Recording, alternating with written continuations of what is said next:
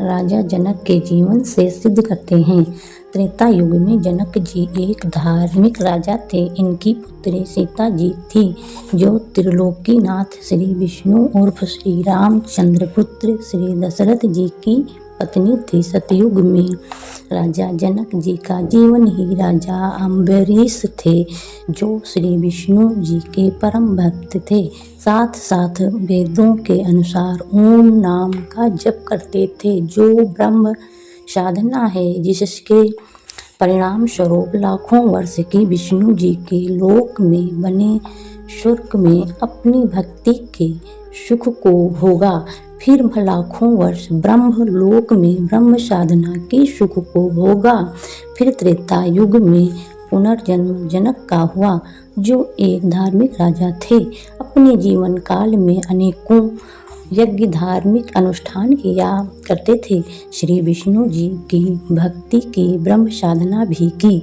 जब संसार छोड़कर चलने लगे तो एक विमान स्वर्ग से आया, राजा जनक जी को बैठा कर उड़ चला। रास्ते में एक नरक था, जिसमें 12 करोड़ जीव अपनी करनी का दंड भोग रहे थे। हाहाकार मची थी।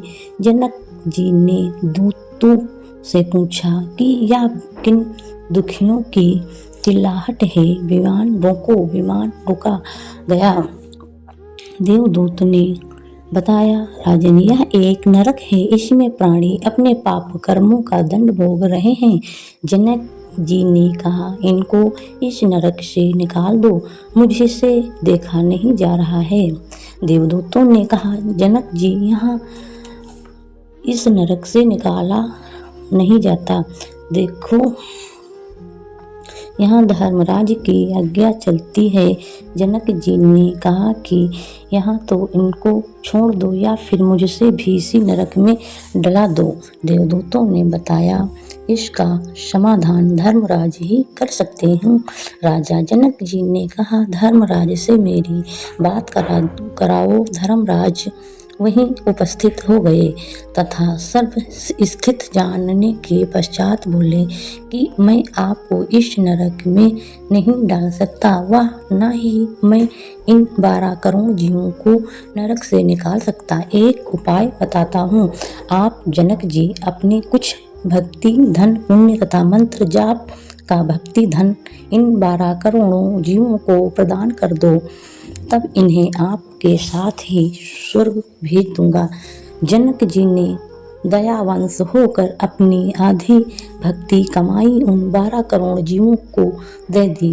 वे 12 करोड़ आत्माएं राजा जनक के द्वारा दिए पुण्यों के आधार से स्वर्ग में चली गईं और राजा जनक ने भी स्वर्ग में, विष्णु लोक वाले स्वर्ग में, फिर ब्रह्मलोक वाले महास्वर्ग में निवास करके अपने पुण्यों को भोगा, जिससे भक्ति धन समाप्त हो गया।